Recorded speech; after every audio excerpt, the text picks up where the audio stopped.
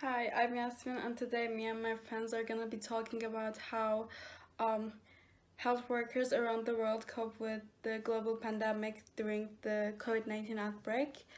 Um, First of all, if COVID-19 brings exposure of health personnel to physical, biological, and psychological risks without having the basic conditions to control, mitigate, and cope with serious and even irreversible consequences of the pandemic, then it could be considered as an occupational disease due to the manifestations of occupational risk and its psychological consequences.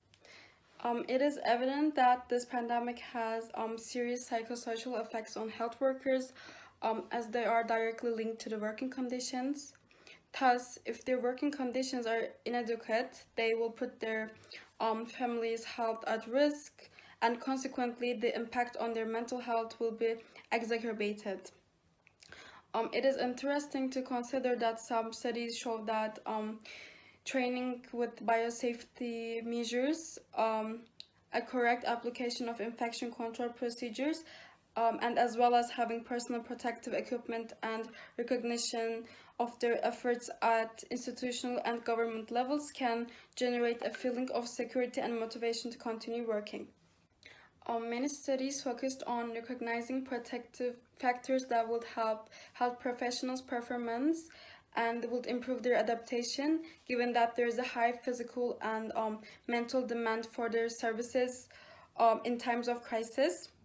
However, this capacity for adaptation and resilience is due to the protection and support provided by having adequate working conditions, with a decrease in psychosocial risk factors. Consequently, it is necessary to be aware to specific needs of healthcare workers and implement a psychological intervention programs focused on the crisis and post-trauma care, and also make administrative and organizational change to have an organized and quality health system, ensuring its sustainability and response capacity despite the crisis. I would like to start by thanking all the healthcare workers in our country for their efforts towards us. In normal times, they are already very valuable when our worst times are tested with health. They are behind every situation that we wait for news from our relatives, which may be a light of hope. They give us strength with their presence in these difficult times. We trust them because we know that they are always doing their best.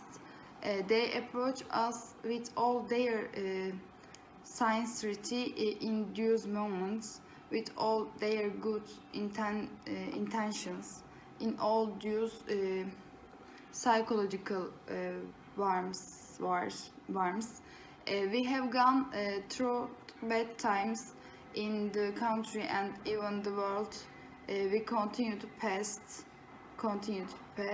and epidemic started to affect the whole world when we woke up one day.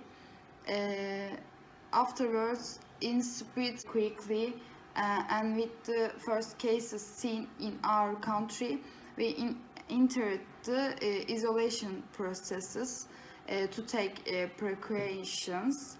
Everyone was in their own quarantine at home, while from every occupational group were at home with their families, our healthcare workers entered a great war. With the epidemic was spreading rapidly, and they worked nose to death. They had to stay away from their families and loved ones. They longed for them. They couldn't not see each other for a long time. They both risked their own lives and gave a psychological war. There were those who couldn't go their homes. for months. They didn't leave their duties for our country. They took the responsibility most in this epidemic. When this was the case, we didn't leave our homes. That is, we were aware that as conscious people, we shouldn't endanger other lives. There were people who didn't comply with this, risking both the lives of healthcare workers and ours. The health workers suffered again because the number of cases increased. The capacity of the hospital was full. Our health workers couldn't go to their homes. They couldn't leave their places of duty. They were our heroes, and as always, they continued to protect us during the pandemic as well. We should know their value. They work in every difficult conditions. They had the most work stress and workload. Employees who involuntarily need to deal with infected patients have more stress than volunteers. And according to a study, the fact that health workers are family and young age has been determined risk factors for mental health during the epidemic period. The Ministry of Health has serious duties and responsibilities in order to prevent health workers from experiencing these mental problems while they were experiencing this job stress, and the other hand they experienced high anxiety due to the risk of infect their loved ones and families. Some of them had Burn syndrome, which may be due to the irresponsible behavior of the people. Some were unable to suppress their feelings of longing, and their mental health suffered. This situation became more difficult, especially health workers who have children, and they had difficulty in explaining the situation to their children with the return of schools to the distance education during the pandemic. The time children spend at home has increased, which has made child care a serious burden for healthcare professionals, which has made healthcare professionals feel uneducated at home. Healthcare workers are among the occupations that have suffered the most, and serious burden for healthcare professionals, which has made healthcare professionals feel uneducated at home. Healthcare workers are among the occupations that have suffered the most, and suffered from mental depression during the epidemic. We should know their value, and there are very important. Stress, burnout, and mental health challenges among healthcare workers. Numerous factors contribute to elevated stress among healthcare workers, including a workload, long shifts, a high pace, lack of physical or psychological safety, chronicity of care, moral conflicts, perceived job security, and workplace-related bullying or lack of social support. The resulting psychological distress can lead to burnout, depression, anxiety disorders, sleeping disorders, and other illnesses. Work-related stress can have a negative impact on healthcare providers' professionalism, quality of care delivery,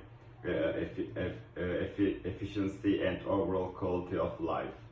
Therefore, it's critical to identify and mitigate these work-related risk factors to protect the mental health and well-being of healthcare workers.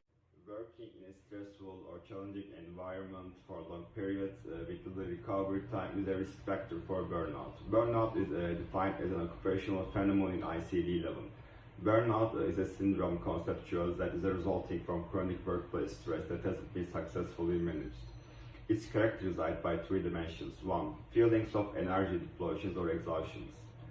2. Increased mental distance from one's job or feeling of negativism or cynicism related to one's job. 3. Reduced professional efficiency. Burnout refers to specifically to phenomena in the occupational context and shouldn't be applied to describe experiences in other areas of life. Describe burnout as that point at which important, meaningful, and challenging work becomes unpleasant, unfulfilling, and meaningless. Energy turns into exhaustion. Involvement becomes cynicism, and efficiency is replaced by ineffectiveness. Study investing burnout and work-life integration in healthcare workers between 2011 and 2017. They found that about 44% of healthcare workers reported at least one symptom of burnout in 2017, compared with about 54% in 2014 and about 45% in 2011. This indicates some fluctuation in healthcare workers' burnout in the years before the COVID-19 pandemic. Yet, the levels of burnout among the healthcare workers remain significant, even when adjusting for age, sex, relationship status, and hours worked per week. Healthcare workers were found to be at increased risk for burnout and less likely to be satisfied with work-life integration compared with other working adults. Studies have shown that healthcare workers in clinical practice can be at risk for burnout as a result for both work and structural issues. Work-related risk factors include work overload, lack of control over one's work environment, having to spend time on tasks in conscience with one's career goals, and high levels of work-home interference. So structural issues predisposing healthcare workers to burnout include being female, working in a solo practice, being early in one's career, lacking a sense of personal control over events, and attributing success chance instead of personal accomplishments. Also, in many low and middle income countries, the ratio between healthcare workers and the overall population is a major issue, which adds to healthcare workers' work burden, stress, and burnout. Additionally, many frontline health workers in lower income countries are predominantly women and are therefore typically at the bottom of health system hierarchies, leaving them with limited autonomy and at elevated risk of burnout. Burnout in healthcare workers can also have adverse impacts on patients' care. Several cross-sectional studies have linked burnout to suboptimal patient care practices as well, as with doubled risk of the medical error and 17% increased odds of being named in a medical malpractice suit. Self-perceived major medical errors were also associated with worsening burnout, depressive symptoms, and a decrease in the quality of life. This suggests a bidirectional relationship between medical errors and distress. Burnout has also been shown to contribute to a higher risk of motor vehicle accidents among healthcare workers. Other consequences of burnout include absenteeism, low organizational commitment, increased turnover of skilled staff, and greater patient dissatisfaction. Ethical dilemmas and Moral injury are other issues that healthcare workers are faced with while providing care within challenging healthcare contexts. Moral injury is defined as the psychological distress that results from actions or their absence that violate someone's moral or ethical code. The concept of moral injury describes the ambivalence and guilt felt when one's decisions or actions are not accordance with one's own moral values. So it has been characterized as an invisible epidemic among healthcare providers. Examples might include where a healthcare worker has to make the difficult decisions as the who will go get oxygen or be put on ventilator, and who will not if there are a finite number of life-saving oxygen points or ventilators available. Moral injury is not a mental illness, but those who do develop moral damage are likely to see themselves negatively, questions their actions, and experiences feeling of guilt and shame. These negative thoughts may contribute to development of mental illness issues like depression, suicidal ideation, and post-traumatic stress disorder, as well as the thoughts about leaving one profession. So we could expect the increased cases of moral injury when dealing with a health crisis or challenging and stressful working environments. So very important decisions, perhaps concerning life and death, are required to be made fast and where the ability to follow optimal care protocol is reduced. Feeling of individual or unclear responsibility is likely to be another risk factor in this context. The concept of vicarious traumatization, also defined as a secondary traumatic stress, has also been gaining increased attention during the last decades. This condition is associated with the different psychological abnormalities derived from the sympathy of healthcare workers toward people who are experiencing primary trauma. Common symptoms associated with the vicarious traumatization are loss of appetite, fatigue, irritability, inattention, numbness, sleep disorders, fear, and despair. Frequently, these symptoms are accompanied by the trauma response and the interpersonal conflicts. However, the symptoms are often remains at subclinical level. Further studies have indicated that healthcare practitioners are likely to suffer in silence, though to pursue stigma associated with experiencing stress and mental illness, as well as fear of getting their medical license withdrawn.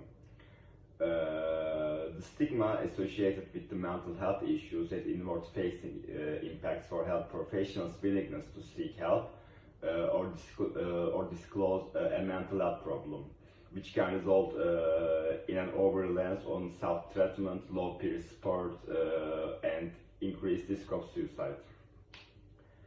A systematic review and meta-analysis of various studies which have been conducted across the world showed high suicide rates among the medical professionals across countries, especially among women. It also showed that some medical specialties might be might be at a higher risk, such as general practitioners and general surgeons. There was an overall rate of 1% suicide attempts and 17% suicidal intention among the doctors. Further, mental health problems, stress, compassion, fatigue, and burnout at work are leading causes of healthcare workers thinking about leaving their profession. When healthcare workers quit or when they are tragically lost to suicide, they make many years of invaluable training and experience with them. Beyond the individual health workers and their immediate families, this has devastating consequences to their co-workers and to entire health systems, while creating further challenge to meeting the needs diverse patient groups. According to the World Medical Association, doctors and healthcare workers in many countries are experiencing great frustration in practicing their profession. Whether because of the limited resources, government and or corporate micromanagement of healthcare delivery, sensationalist media reports of medical errors and unethical doctors' conduct, or challenge to their authority on skills by patients and other healthcare providers. Other subgroups of healthcare workers face similar the frustrations and points my friends made and the studies that we have found. It's important to stop stigmatizing mental health among healthcare workers. The death of a well-respected medicine physician to suicide in the COVID-19 years, it's made a lot of healthcare workers take their any kind of social media, but mostly Twitter, to express their feelings about stoicism in medicine and their experience with mental health issues or their anxiety and their depression and all the other stuff.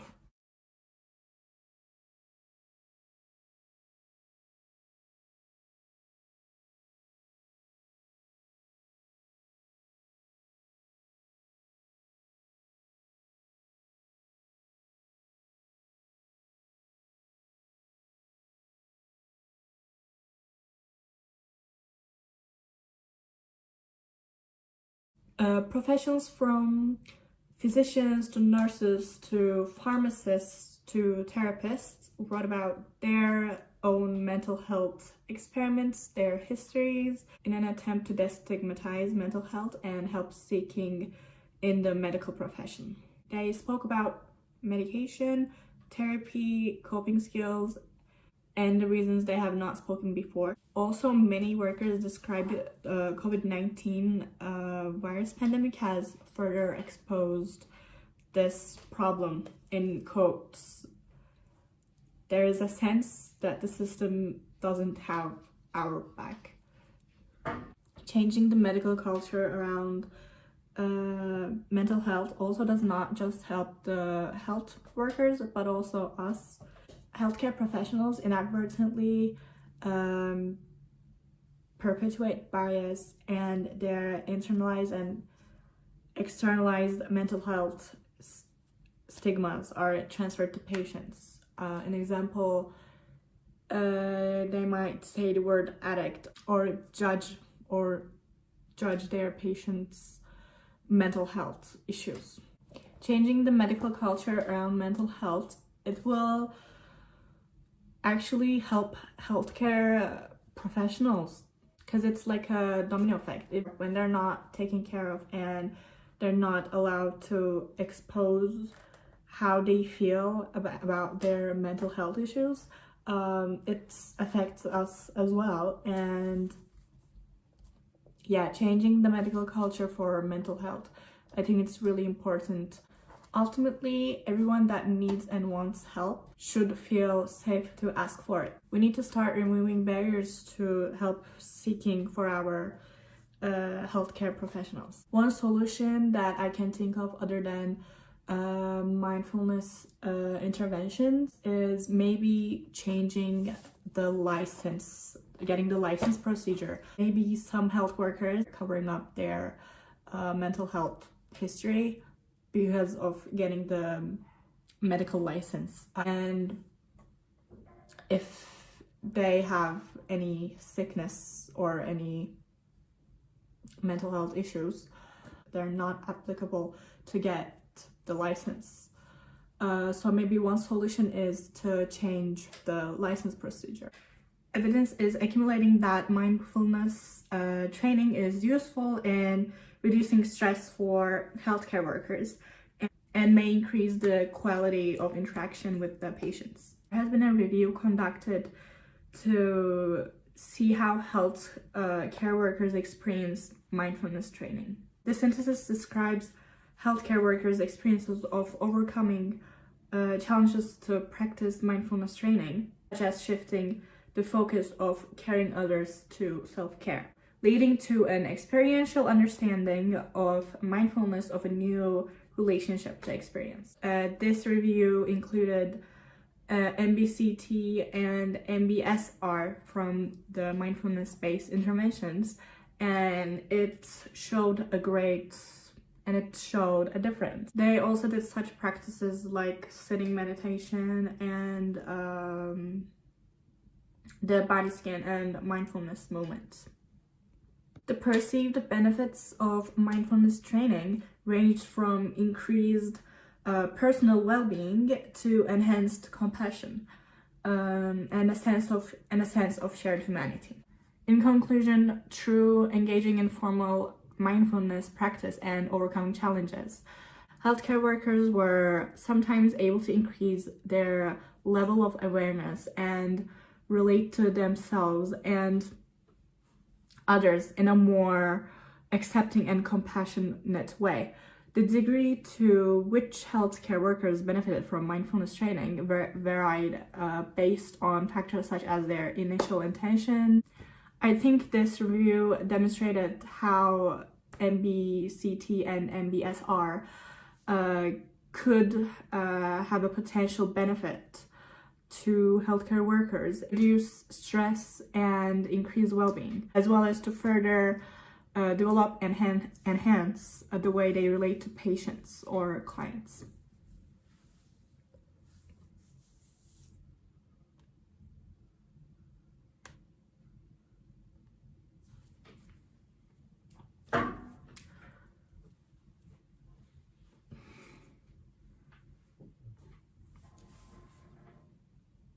So mindfulness-based interventions, more specifically MBSR and MBCT, are a promising option for supporting healthcare workers and enhancing the care of those with whom they work.